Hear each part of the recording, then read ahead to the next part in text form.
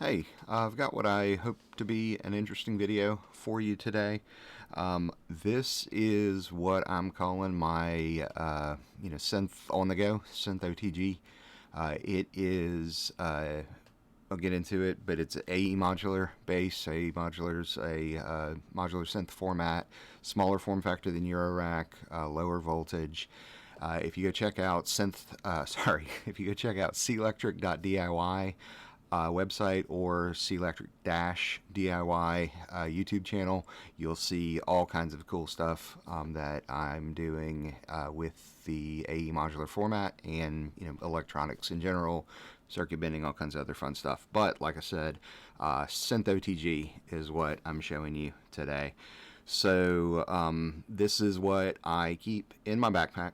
There are some variations that go on over time. Honestly, I unscrew my AE modular rack more often. It's probably in pieces more often than it's together, but I just put together one that I think is going to be pretty cool. But want to show you sort of how I carry stuff around and how I have fun when I'm bored at a coffee shop or any other thing.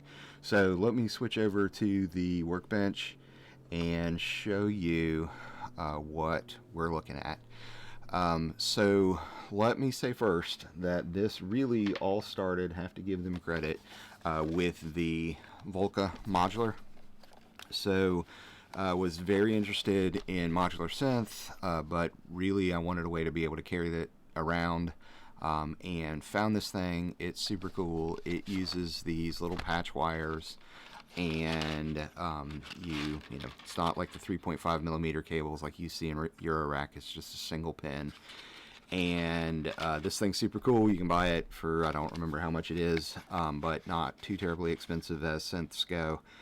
And it was these patch wires that led me to find AE Modular, and I am so happy that it happened. I think I remember seeing it one time before, but didn't, it was early on in my synth journey and didn't really understand what it was, or why it was different, or why it was cool. But anyway, so the Korg Volca modular in the Korg Volca modular. This is the only one that they have that has the patch wire patch panels. This is a West Coast synth, so FM modulation is the main thing that they do here. If you're from Korg, if you're influential in the Volca community, please make an East Coast version of this. I would buy it twice, because I would love to have an East Coast Volca modular. Anyway, so this was the gateway drug into AE. So first, have to show off my stickers. This box was not included with what I'm about to show you inside of it, the AE rack, nor was it the Volca modular. Somehow it just happened to be the exact perfect size to fit one of these things, and I'm so glad, because now this goes in my bag and it's an awesome way to carry stuff around. Thank you to Wonky Stuff, thank you to Tangible Waves, thank you to Synth Academy. Haven't done as much with their stuff yet, but plan to. Thank you for the excellent slogan from this coffee shop. They are in Titusville, Florida, which is Port Canaveral, and they're in Titusville, which is near Cape Canaveral, near Port Canaveral. I went in, saw this logo, and wanted a t-shirt, but they didn't have one. I need to look them up to see if they've got one now, but could not. And then I am definitely a Apple fanboy. I love stickers. I put stickers on everything, so I had to show off my stickers that I have so far. So AE Modular, if you haven't seen anything about it yet, stands for Abused Electronics, which is something that I love to do, and it was originated by company Tangible Waves, a guy named Robert Langer, and it's amazing. It's been around for about 10 years, started as a Kickstarter. It's 2026 right now. And it's awesome. So let me show you why it's awesome. Because it is tiny. So super easy to carry, super easy to throw in your backpack. This is what's called the V-Case 7. V stands for Volca. I am 99% sure. And the reason is, when they made this case, they made it the identical size for the Volca. So this, there was a plan. There are, of course, much larger racks and cases that you can use for your AE Modular stuff, but I love this V-Case 7 because 1, 2, 3, 4, 5, 6, 7 modules can fit in it. 7 of the 1U modules, which are 25 millimeters wide by 101 millimeters tall. And like I said, this case was specifically designed. It's actually, you can tell that there's a little extra space there, and like a half module over here, which is your power and audio.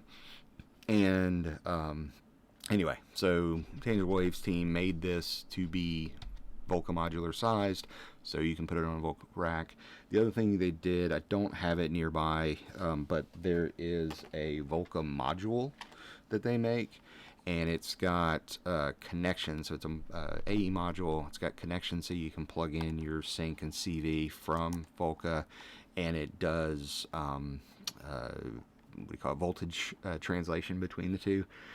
They're pretty close. You can probably plug them in directly, but that is a better way to do it because they handled the scaling that you need to do back and forth. So the other thing, yes, I'm a Doctor Who fan. The other thing that I want to show you here is the bag that I have. Free exposure for college that I used to work at. Huge thank you to the person who bought these.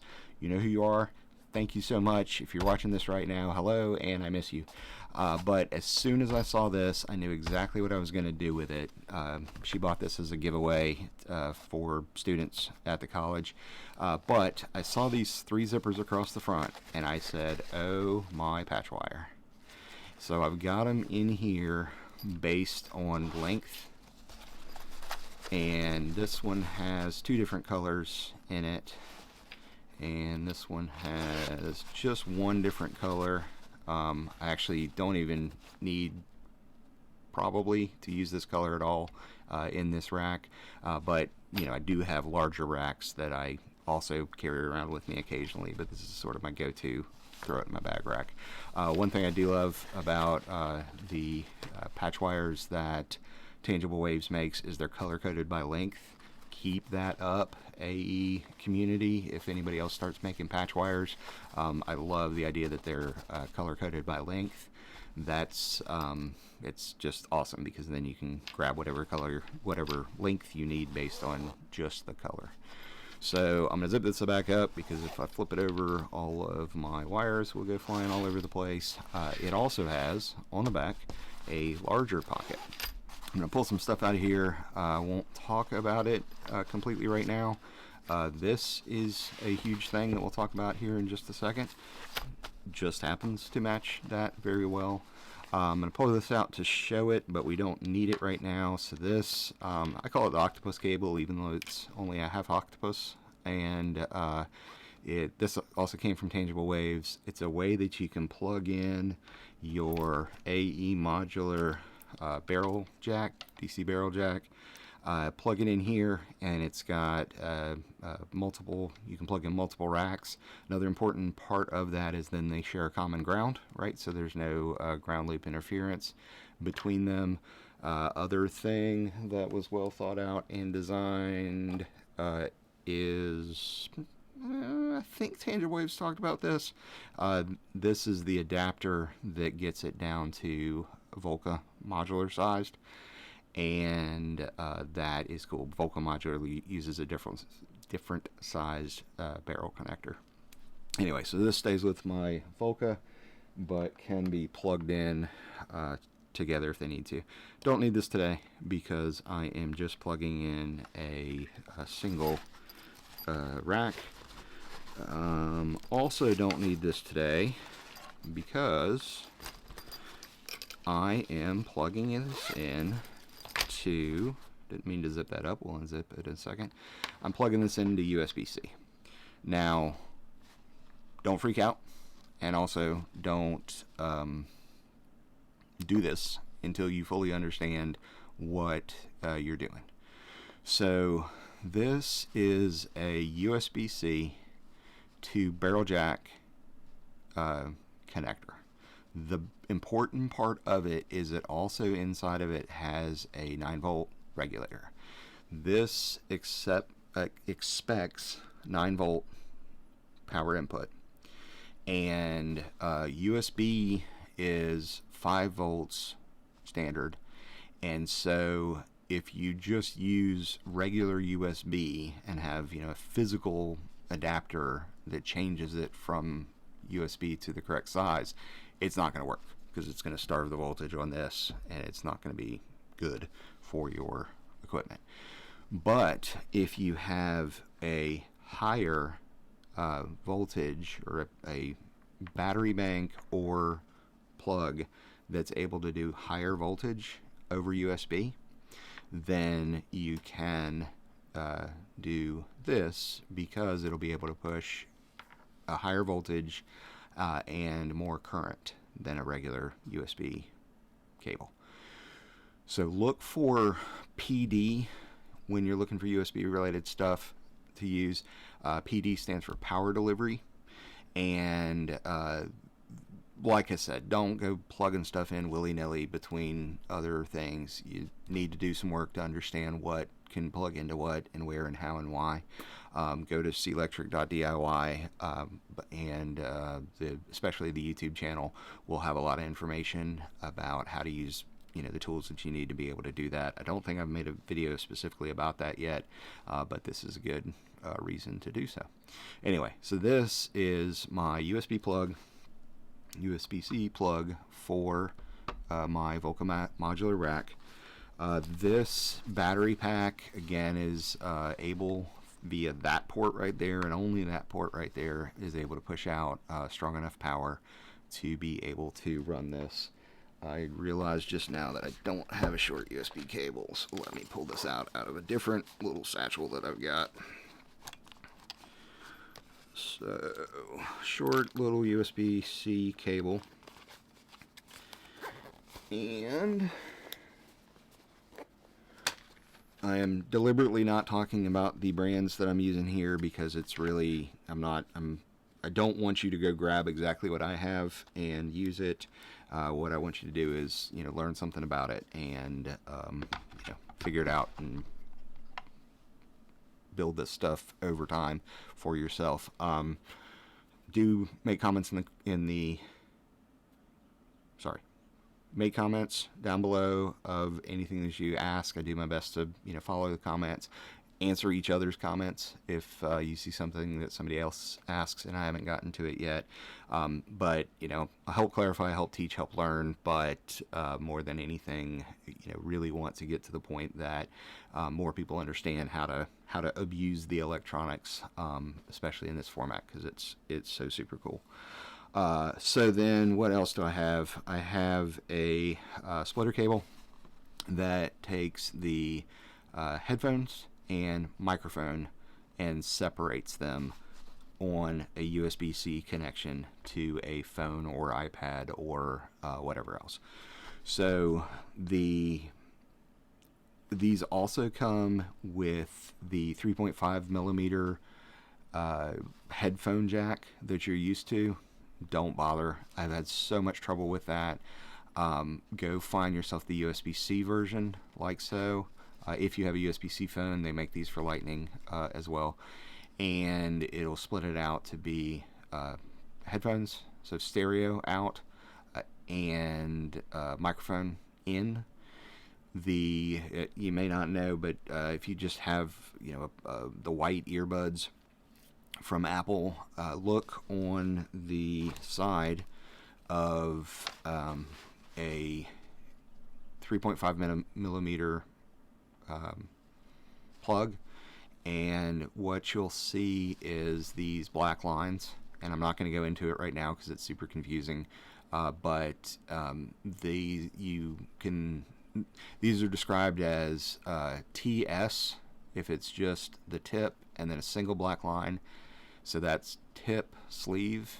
This is a TRS, tip ring sleeve. There's also TRRS. The even more confused, so that would be tip ring sleeve, and the number of rings is the number of signals that are going over it. So a TRRS cable has 3 signals: left, right for the headphones, and in for the microphone. So also know it gets even more confusing because different voltage levels, different signals, different use cases, different. So that is one of the most, first is one of the oldest types of connectors that we still use commonly, and also it's one of the most confusing about how to use it, and again why you can't go plugging stuff in willy-nilly, from one thing to the other. For most people it doesn't matter, but once you start getting crazy, then it does start to matter. So I'm going to plug this in so that is going to be my out. Let me not do that right now because I haven't thought about that completely yet. Okay, so this is how I get sounds in and out of my phone, and I'll demonstrate something about that here in a second. Then the other thing that I have in here, I think maybe I don't. So this is a stereo 3.5. I usually also carry a mono, so that would be on the microphone side. We will work through that. I have one. Look at that. See, I have one within reach. Ta-da! So this is a mono cable. So again, back to that TRS versus TRS versus TS. Confusing enough. Let's leave it at that. So I have a stereo, I have a mono. Now I will plug them in. So this goes to the headphones, right, left, and this goes to the microphone. So that's an in, mono in, stereo out. Done. Okay, so headphones, duh, have to have those.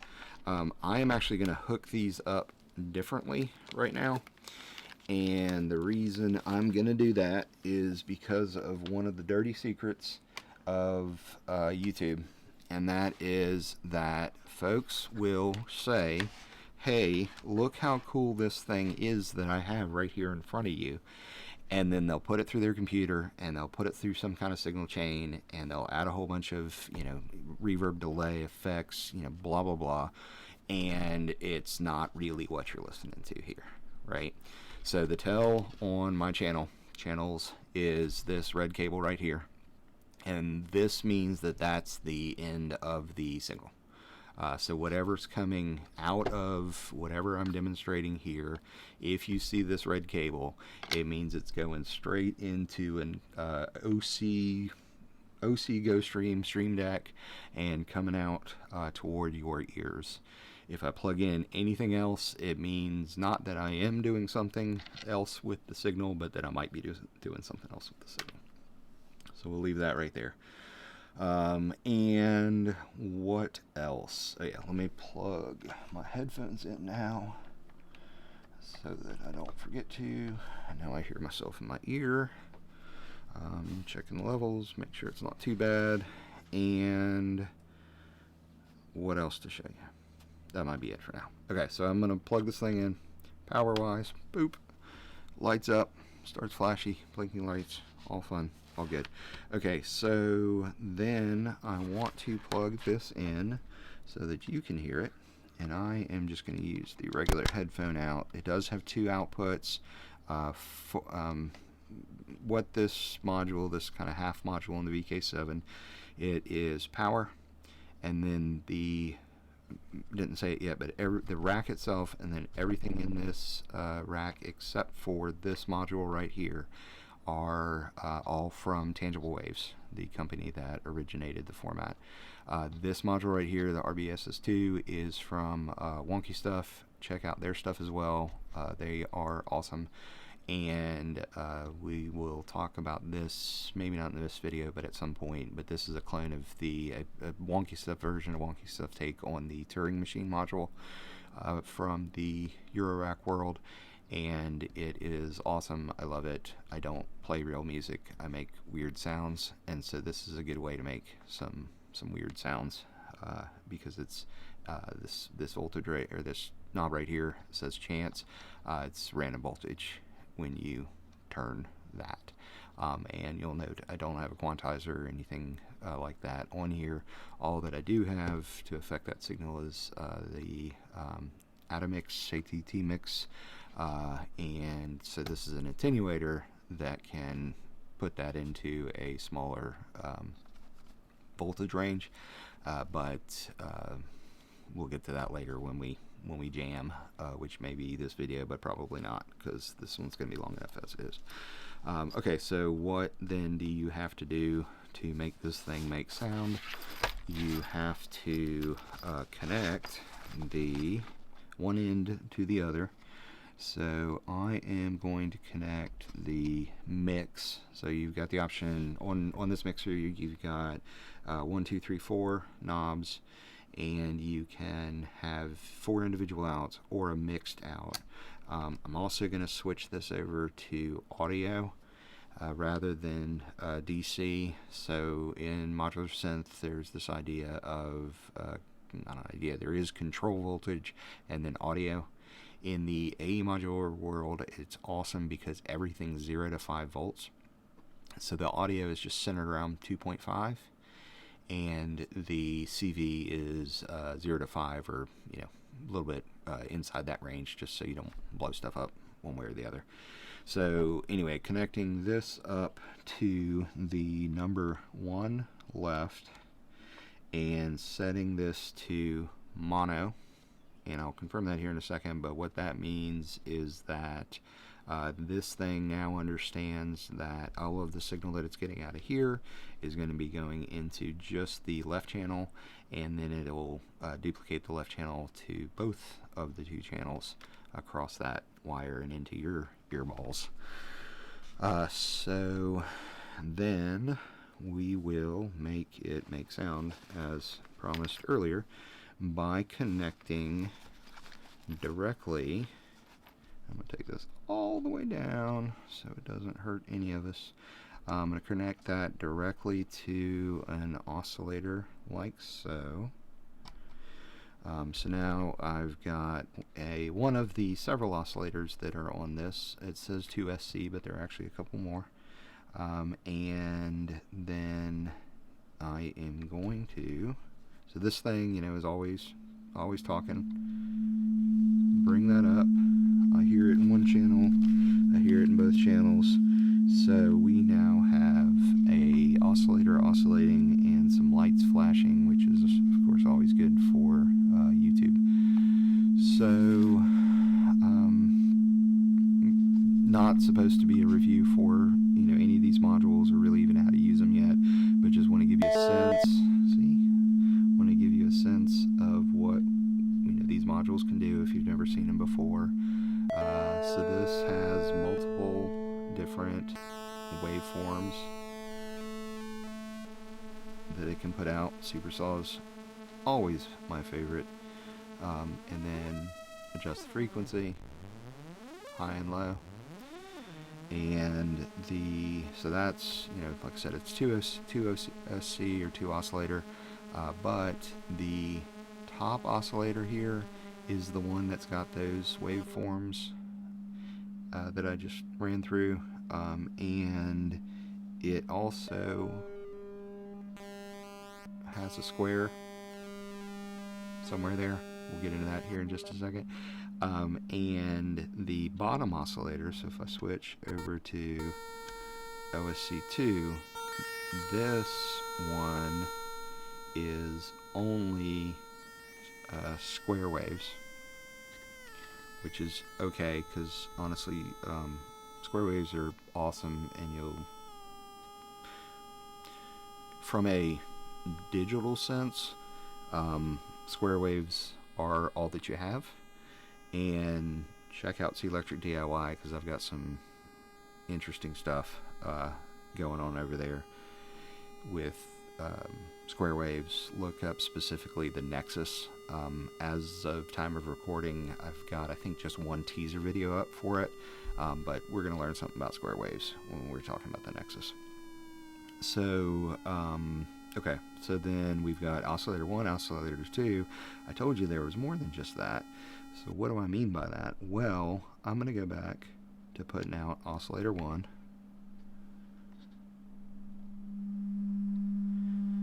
And then I am going to put out the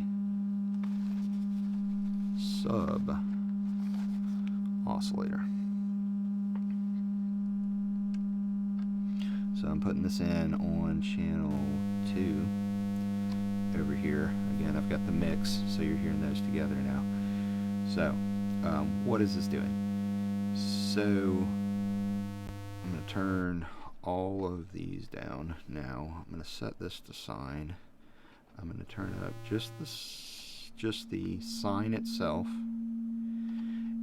So that's the sine wave coming out of this. And then that's the sub. That's them together. That's the sine. Bringing in the sub. So what does that mean? That means that you have 1, 2, 3, 4 oscillators, because second channel also has a sub. For the sake of completeness, out and sub. So now this is the second oscillator, the bottom oscillator. That's the oscillator, and that is its sub. So, cool, but pull the plug on the top oscillator. You still have the bottom, or this, second oscillator, the oscillator itself, or the sub. You can hear just the sub, use just the sub at a time. So it says 2 OSC, but because it's got 2 oscillators and 2 subs, it's really 4. Of course, they are related. The subs are related to each other. Or, sorry, the sub is related to the main oscillator, so you will have there's connection between the two, which limits you just a little bit. But really, why you want that sub is to have both of those 2 waves. Well, most often you use those 2 waves together so that you can enhance the sound, make it bigger. You have not just the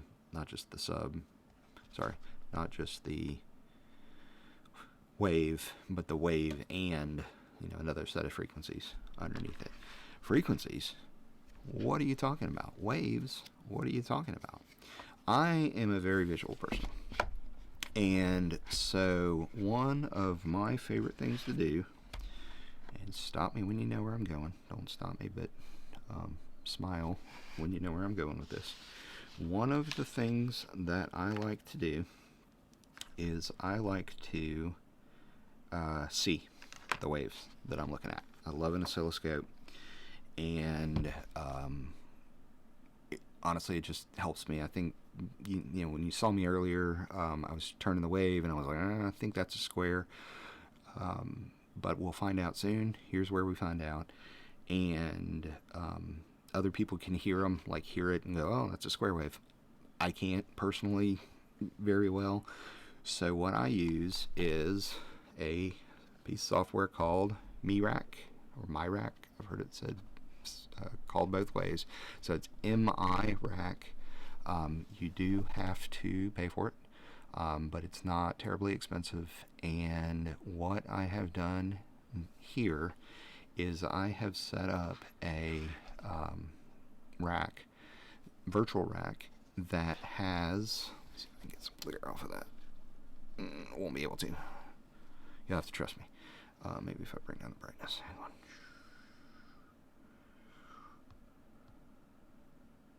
Still bad. Okay, so this has 3 modules to care about. It's got the what's called the hot tuna, which the thing I was trying to get to the point where you could see is right there. It is a needle swinging back and forth that shows the musical note that is showing up. This is the from Bog Audio, and it's called the Analyzer, and it is showing a FFT, Fast Fourier Transform, FFT. Anyway, whatever that stands for, and we'll show what that means here in a second. And then this is an oscilloscope view. These can be shown on the oscilloscope, but this is an oscilloscope view, so that's the primary place where we're going to be looking for the wave. And then I've also got the Bog Audio Mix 2, and explain how that works here in a second, but basically this is what's going to allow me to listen to it as I'm running it through here.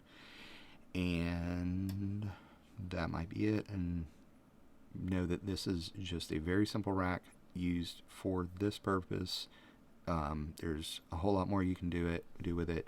If you haven't yet messed with VCV rack and you're interested in this in any way, go check out VCV rack. MeRack was a fork.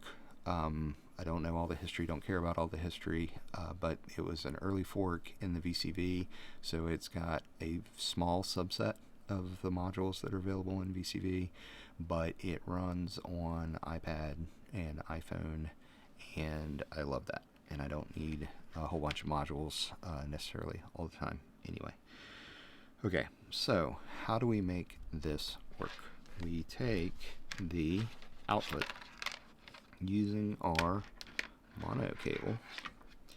We take the output from the rack and we put it into the microphone port of this thing. Oh, I didn't say it yet, but these things are jumping around right now because it is using the microphone.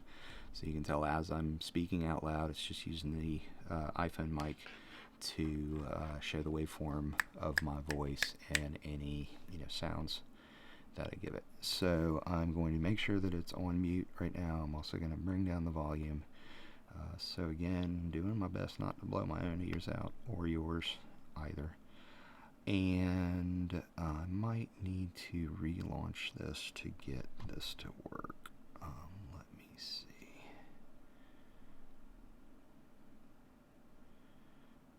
Oops, that's not what I meant to do. Input channel.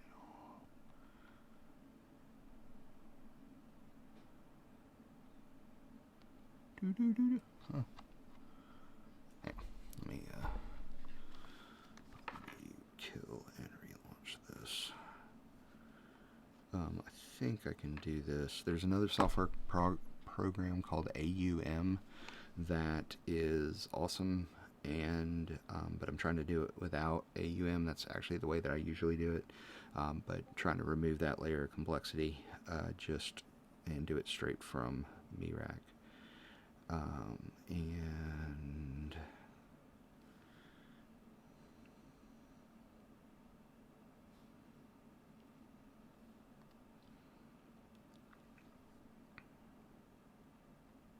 turning off my service because I just got a ping from somebody who may not want to be online right now with us.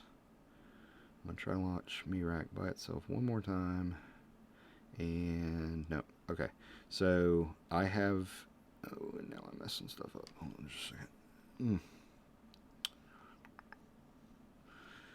Good enough. Okay. So impromptu introduction to AUM.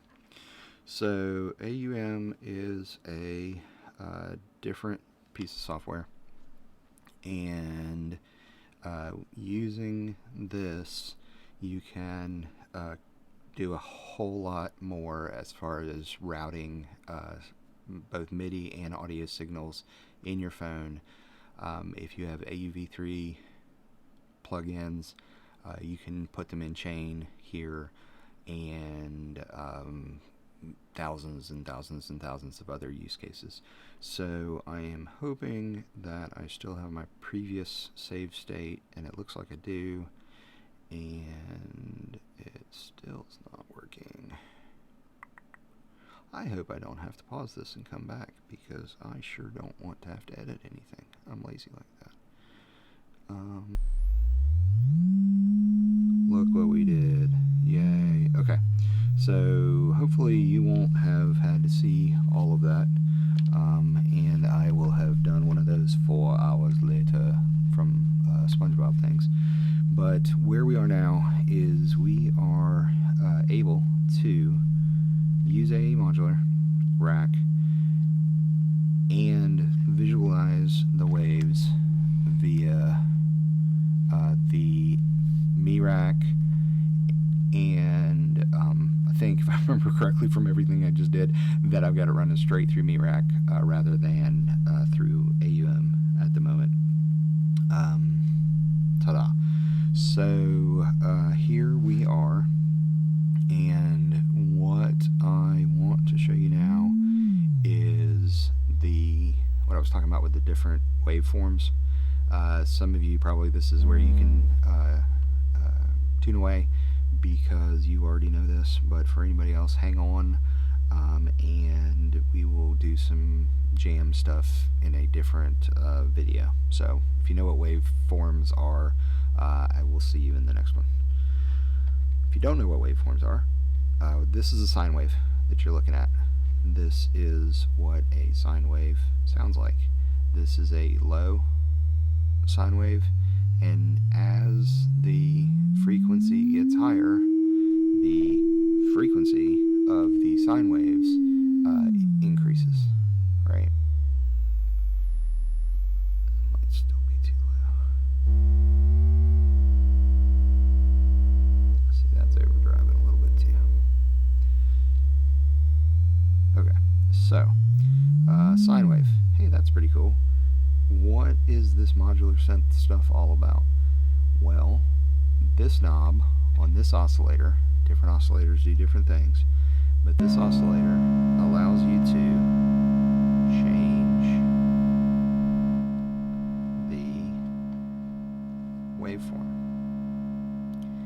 And a perfect triangle wave would look like a triangle right here. It's pretty close to what a sine wave looks like, but it's got pointy ends, and anything pointy makes it have a sort of raspy sound, right? So this from Tangible Waves is what's called a potentiometer. So it's sort of sweeping through the waves. It's not really doing that. As you move through the waves, it's like you get to a point and it selects the next wave. Other oscillators have an encoder, so it's like click, click, click from one to the other. But this one is neat because you can see, like right there, there's no like transformation from one wave to the other. It just skips from one wave to the next. But different type of wave.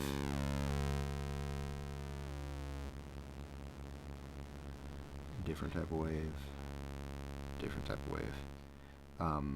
The thing that is cool about doing it this way is I brought down the volume in MiRack, which means that we can make the wave appear bigger without it affecting us in the headphones quite as much. So the volume is turned up on the rack but turned down in MiRack, so that's a loud signal, but I brought it down some. Visually loud, auditorially via audio not as loud because I've adjusted it there. So then the super saw on this type of device, sort of among the standard waveforms, the super saw is always my favorite, just because you get some variation going on like that, and you can see not only it moving in the scope but also in the FFT. Sorry, I point with the wrong finger for videos. Hopefully that's not the thumbnail. So you can see it, in the FFT it's changing, and obviously in the scope it's changing. So, what's an FFT? What's that all about? Let us take a look. So,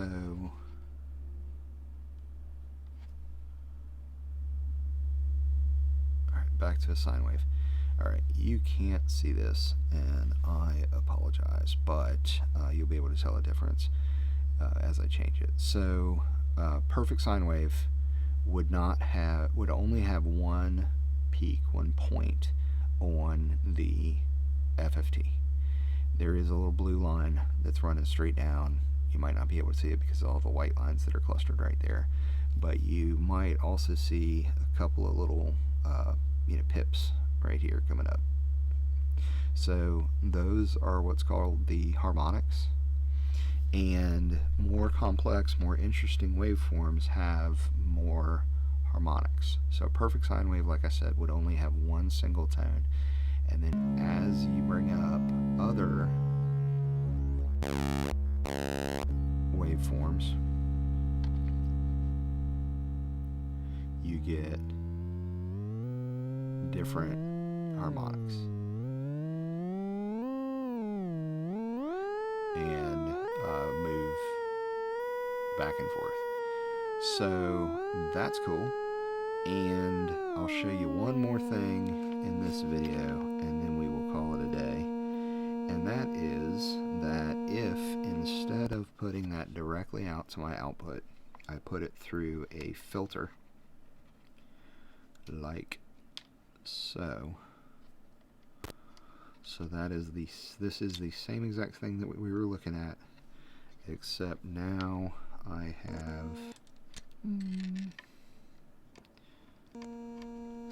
have a filter in the middle of it. Okay, well, nothing's changed. I see lots of harmonics there, but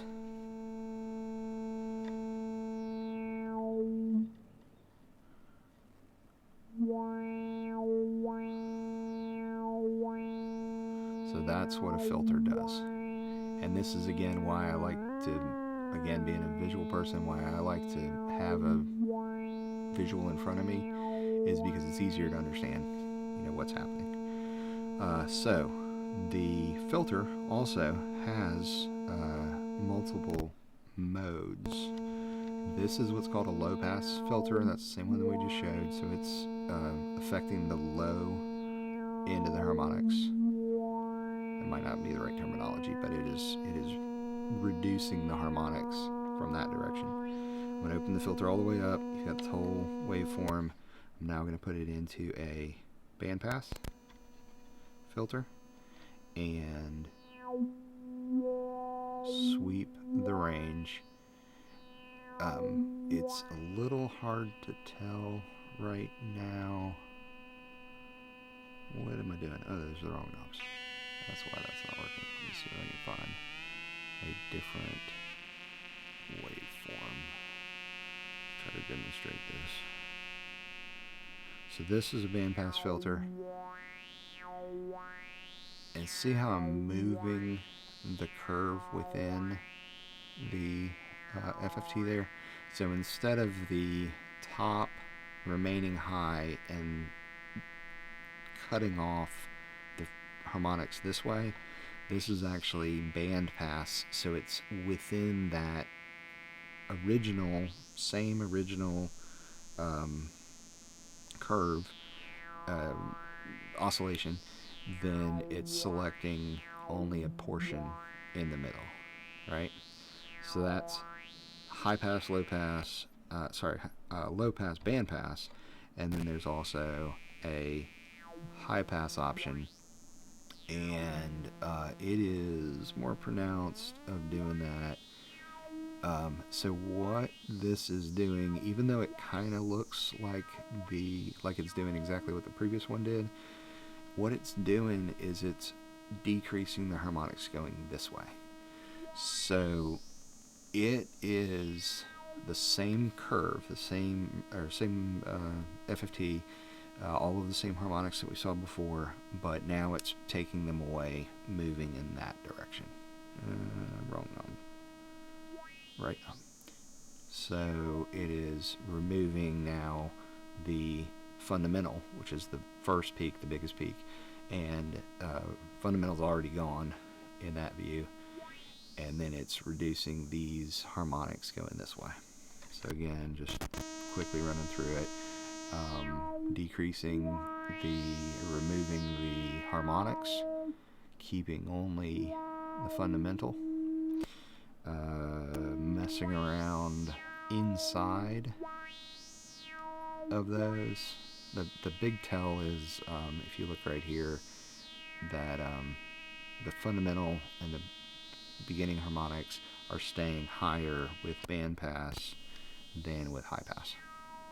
So yeah, now the fundamental and those are gone. So this is started as how I carry my AE Modular rack around and how I have fun with synth on the go, and turned into a instructional video on waveforms and filters.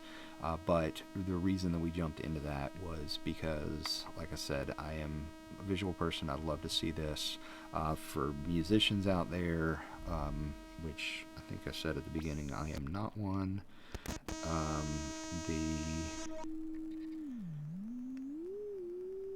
For those of you who have perfect pitch, that is somewhere in the neighborhood of a middle C. It is difficult to get the things exactly right, but that says C4, or I'm shy of it right now. That says C4.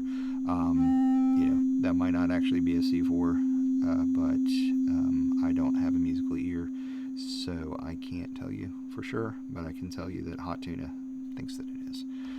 So anyway, that's how I, take a rack on the road with me. This is, if you saw me in a coffee shop with this thing, you'd either think I'm making a bomb or having fun.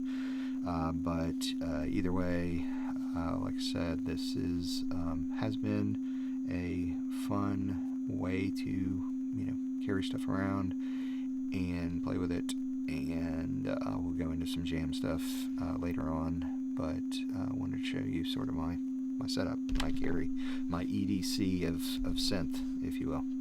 Anyway, so yeah, my name is Charles.